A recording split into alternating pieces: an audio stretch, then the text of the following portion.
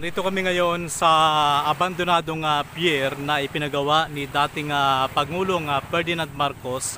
At ang lugar po na ito ay isa din sa mga pinuntahan ni unang ginang Imelda Marcos. At ito po ay sa pangalaga dati ni Elizalde. At ang lugar na ito ay napaka-unlad nung unang panahon. So ngayon ipapakita lang natin yung ipinagawa nilang mga pier na hanggang ngayon ay nakikita natin yung bakas. Ayan. Kasama natin si Ayon at si Mark at ang inyong lingkod MJ Rivera.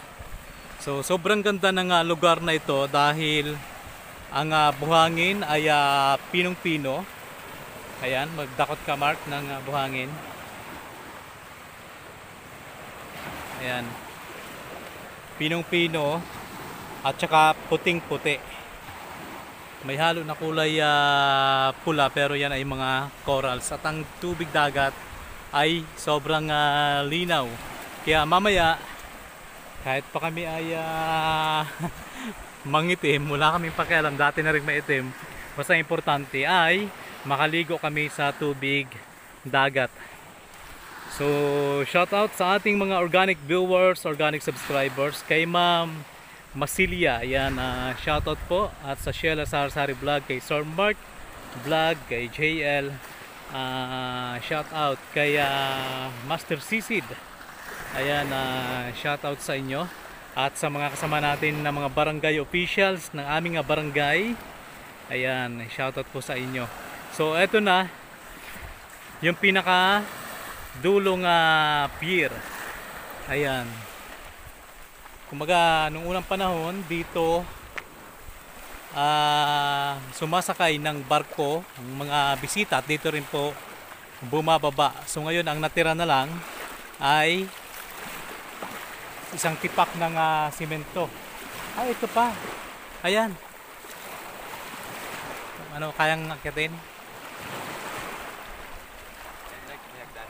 Dandahan lang kasi medyo madulas.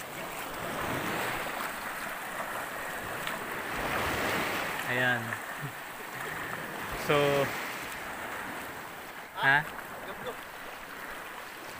So yan yung pinaka itaas, yan na lang ang natira, pero mamaya marami pa kaming ipapakita sa inyo na mga bakas ng itinayong pier nung panahon ni dating Pangulong Ferdinand Marcos. At sakto ngayon ay malalim ang tubig dagat, sarap maligo. Pero maghahanap pa rin kami ng iba pang mga ebidensya na noong unang panahon to ay sobrang ganda ito pong lugar na ito. So ito pa, ayan, medyo malalim lang pero kitang-kita naman yung mga natitirang mga ruins ng pier. Ayan o. So ibig sabihin nung unang panahon to, mga 1980s, ay buo pa at saka napakaganda pa ng lugar na to. So I think yun yung pinaka main. Ayan. Tsaka ayun pa, puntahan natin.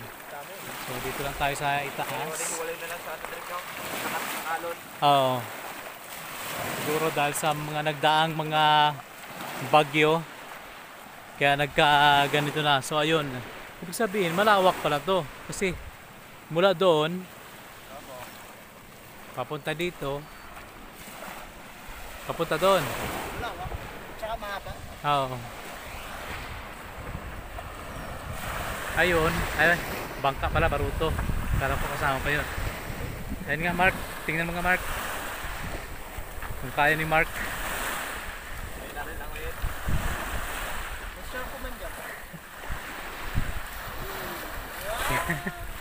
Pero talaga maligo. Diretso ligo na si Mark Lloyd. Siyempre, tubig dagat, kaya may tubig dyan. Tabang. Tabang yan. Diyan ka talaga magano. Medyo may tabang-tabang, medyo may alap-alap. Okay. So, punta tayo dito. Hanap pa tayo kung may mga natira pang mga ebidensya ng pier nung unang panahon. Kaya ibig sabihin, mas maunlad pala noon no, ang Pilipinas. Oh. Noong panahon ni dating Pangulong Ferdinand Marcos. At ang sabi, mura daw yung bilihin noon. Inulit natin sa mga nagtatanong, ito po ay matatagpuan dito po sa Buyayaw, Oriental, Mindoro.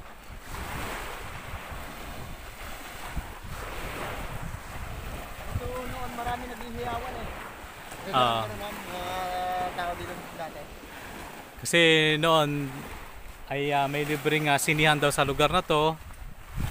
Ito pa yung mga kanya. Ayan o. Oh. Yan, mga bato niya. Mga particles ng ibang Ayun pa. dami. So may mga libreng pasini daw dito, libre ang pagkain, mga gamot, tsaka lahat, yung mga kasiyahan ay nandito sa isla na ito nung nandito pa si Elizalde. Oh, wag hulihin. Kaamo. So, pusit po, pusit. Artistang pusit daw Baka kaamo. maglubog yan pag ginuli nyo. Pusit ba yan? Magulan yan? Bagulan man o pusit. Hulihin. Nakakatuwa siya. Nagpaplano si Direk na ulihin ang pusit. Nasa tabi lang nangipaglaro sa amin. Ang inis ng... Uy! Uy! Bonder eh. Yung bonder eh oh. Mo nakikita? Ibabalik naman kita. Maniwala ka dyan. Ihaw ka dyan. Iihaw ka dyan. Wag pa uli. Ihaw ka dyan. Yo! Nahuli na. Nahuli. Kawawa. Kawawa din no? Astig oh. Uy. Ay, may parang siyang mga kamay dito oh. Gilid. Paa niya yan. Yun oh, galabas. Sige Kurang! malaya ka na. Bilis! Tama. Bilis! Bilisan mo! Yan! Na! Ano, nagpuga na, nagpuga. Hindi, napadpad ka sa tabi. Nagpuga na, nagpuga na. Aroy! Sana! Ayun! Ayun! Aroy, nabalda ka. Ibalik natin. Yan. Ibalik natin sa malayo. Diyan Mark. Para kainin sila malaking isda. So ngayon ay pupuntahan na natin yung mga itinayong pier yung panahon ni dating Pangulong Ferdinand Marcos.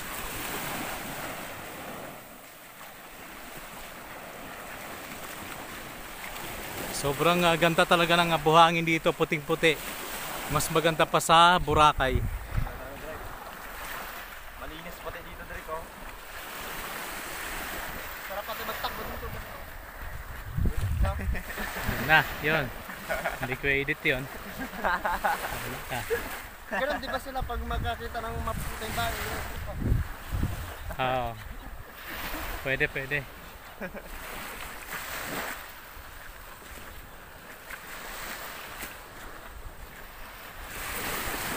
Ay, dito pala noon, maraming malunggay. Oo. Paborito ni Direk. Dati Derek, pinagaganon dati dito oh. Sige. Grabe pa eh, hindi pa rin natin. Ganun talaga pag ligong-ligo na. So ngayon ay pupunta na kami doon sa itinatayong mga iba pang mga struktura sa ginawang dating pier yung panahon ni dating Pangulong Ferdinand Marcos sa pamamahala ni Ginoong Elizalde. So sasakay kami ng bangka at ikutin natin yon para may ipakita natin sa inyo. So tara, samahan niyo kami. So yun yung bangka namin.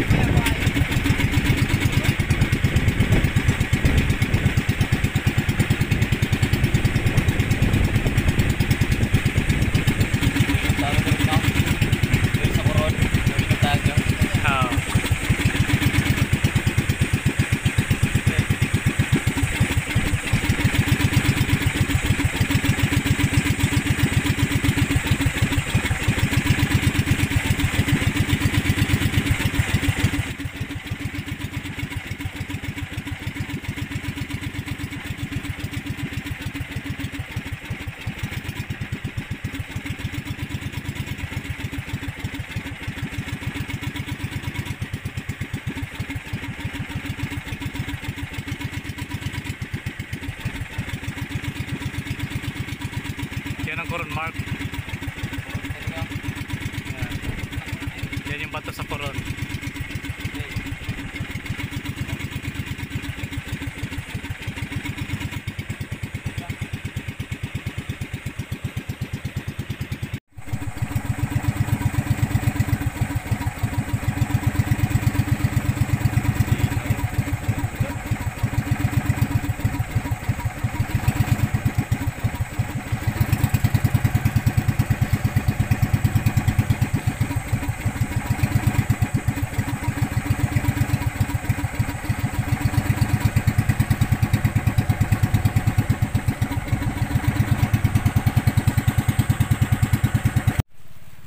So ito yung ito yung isa sa mga kasama ng pier nung unang panahon.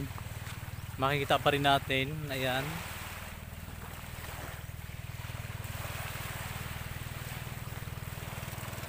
So puro basag na mga simento at saka mga bato na lang ang natira.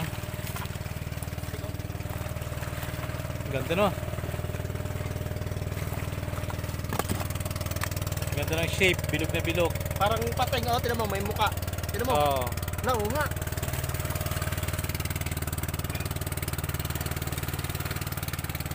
Yan. Galing. Stick. Baka kayamanan yan. Shape, ay sign. Sige nga, ibaliktad mo ngayon. Baka Shark Island to direct. Ay, nga. Pangalan niya. Ha? Ulo. Pero pinutol eh. Parang Dali ginawa. natin. Para siyang ginawa. Sagin natin. Ito yung simento dati, oh. Oo. Mga gold na.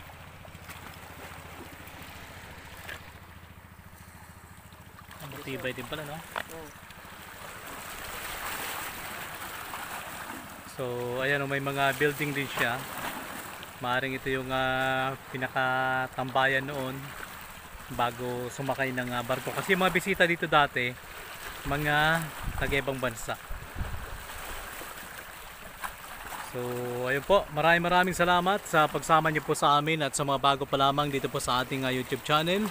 Huwag niyo pong kalimutang mag-subscribe at pakipindot na rin po ng bell button para lagi po kayong updated sa mga kakaibang video na atin pong ina-upload bawat araw.